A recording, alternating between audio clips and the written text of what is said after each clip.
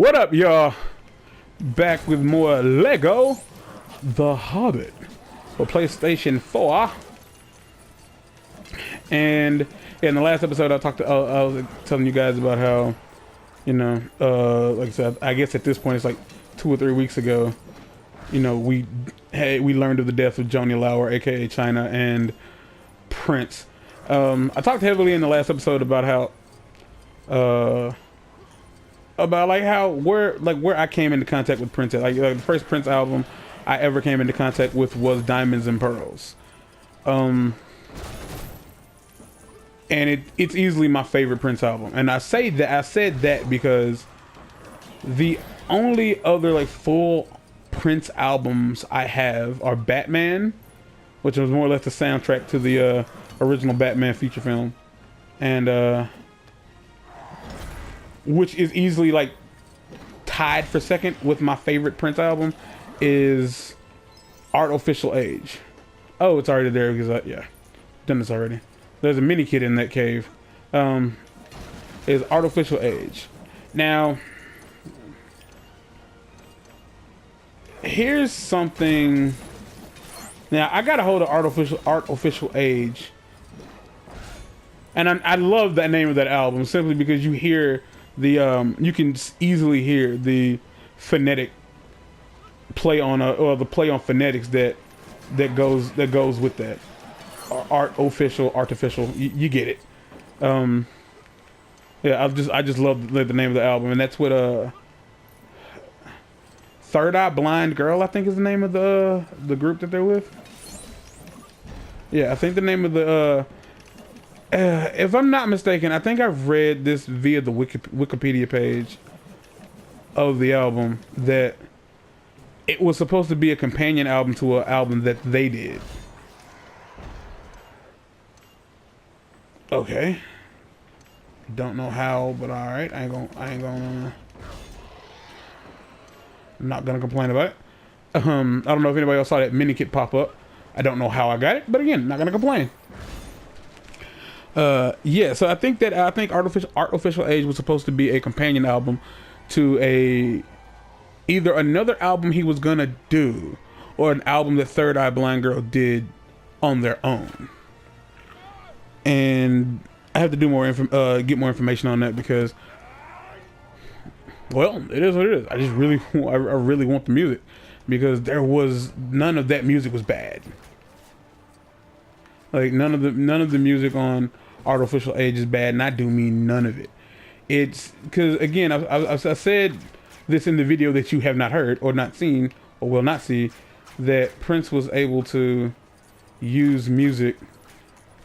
He was able to do his music while still able to, I guess you say, bleed in current sounds. And there are a lot of people, like I've said before, there are a lot of people who tried to do that. And I want to say that Michael was able to do it, and he was actually able to do it well.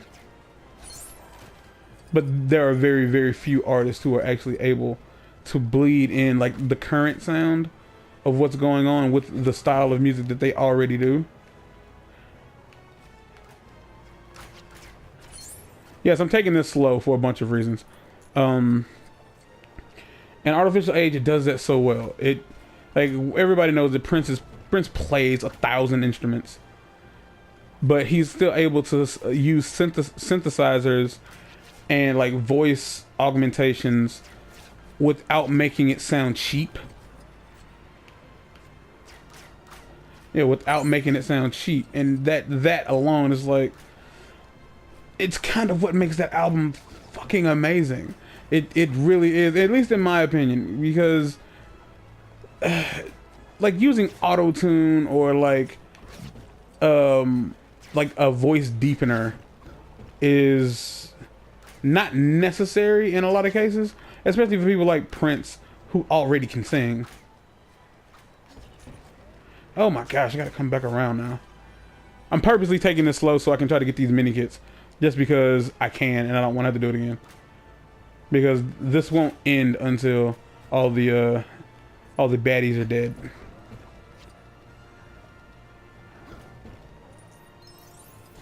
on. All right. So much can be said about him, but I don't want to spend like the rest of this episode, discussing him and whatever.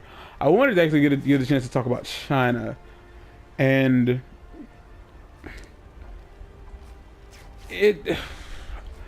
she's one of the reasons, like, she was one of the main players in DX. She played her role more or less started off as Triple H's bodyguard, and everything about her was legit. She was legit just this super strong, tough ass broad who, like, if I'm not mistaken, she's one of like the first women who fought it, like, not in our age. I know like people like the Fabulous Moolah and Mae Young fought men as well when they were in their wrestling prime, but as far as like my generation goes, like she was like one of the first women to actually take on men in the ring and hold her own. And it was dope to us that she was capable of that.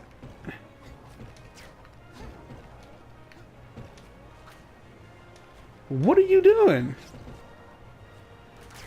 Oh God! All right, screw it. I ain't coming back around.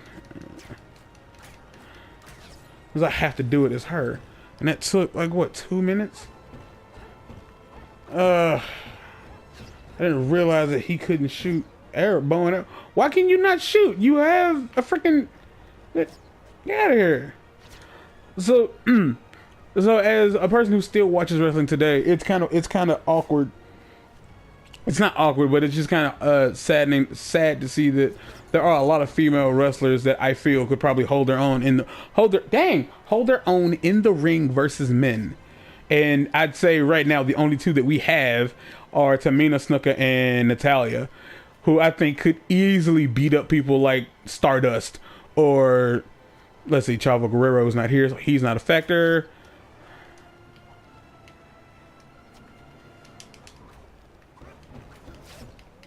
Why? What are you doing?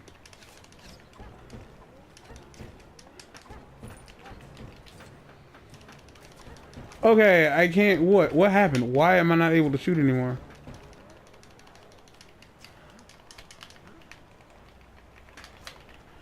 She put her freaking bow away.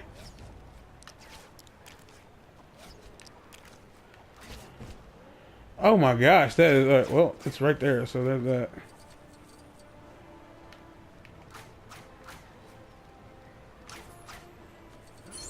Got it. All right, now we can move on. Jeez.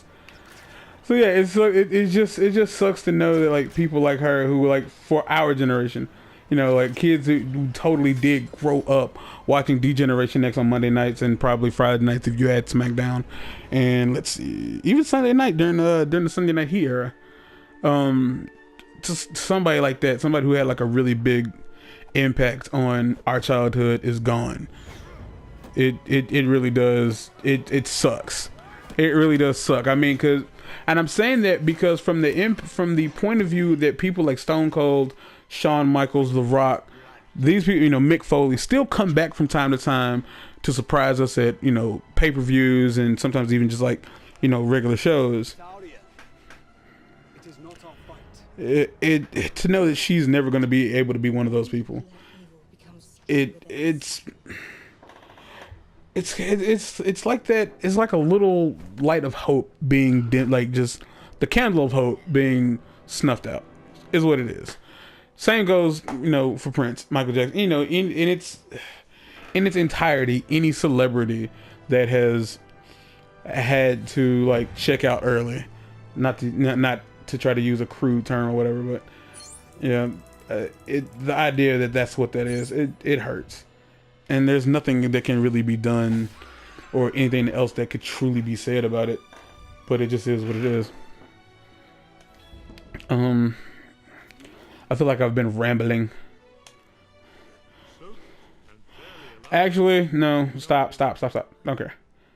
Because it's going to be a spoiler for the next episode. Alright, so for what it's worth,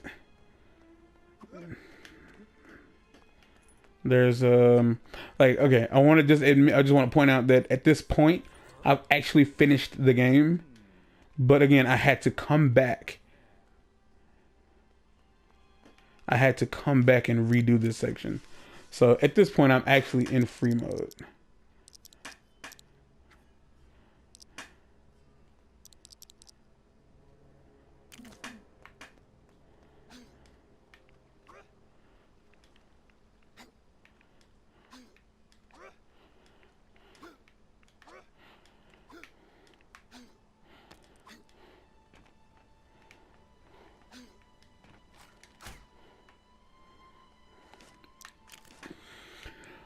But I would love for anybody, you know, watching this to be able to feel free to like down in the comments, like discuss your favorite moments with moments of yours that were like extremely important for with like, well, if you watch wrestling, that is moments that were like insanely important to you that, you know, okay, what are you, okay, wait. Okay, so I have to use an elf to get up here. I don't know what you guys want from me. I'm at a point where I actually have to go and find all the extra characters and buy them so that I can get the stuff in free mode to finish the rest of the game. As I said, since I'm finished here, what I'm going to do is I'm going to end the original playthrough, and what I'll end up doing is doing a separate playlist for the what is this? Add a Laurer. A separate playlist for the free play stuff.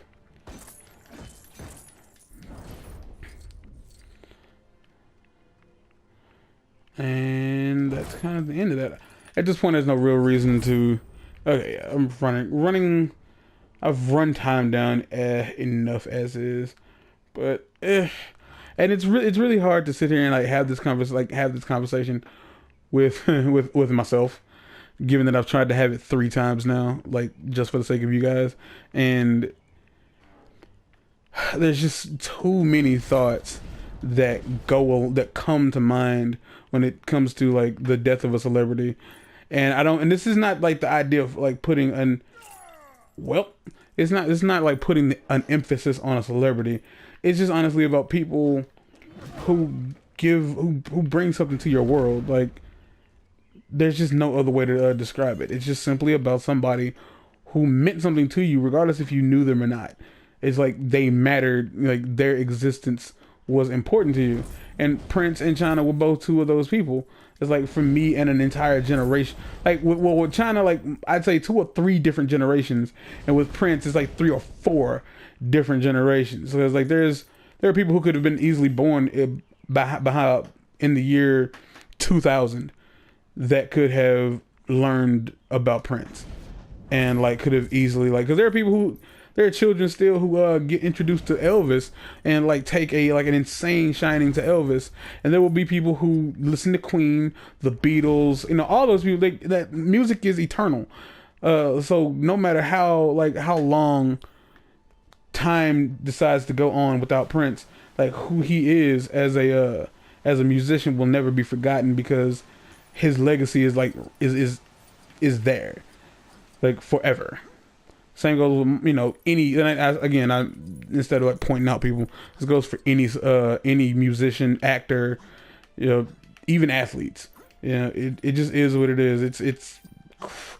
It's cray in a bad way, is what I'm gonna say. Because I feel like I know I'm rambling, and I have like 30 seconds left, and I've had you like looking at me run around collecting studs for like all of like 5 to 6 minutes. So I'm gonna do what I always do. Stop it here. And I'll catch you guys in the next episode, which in the next episode I've already recorded. So there's that. So yeah. If you liked it, subscribe, share it with your people, all that good stuff. Y'all know what it is. I'm out of here, y'all. Peace.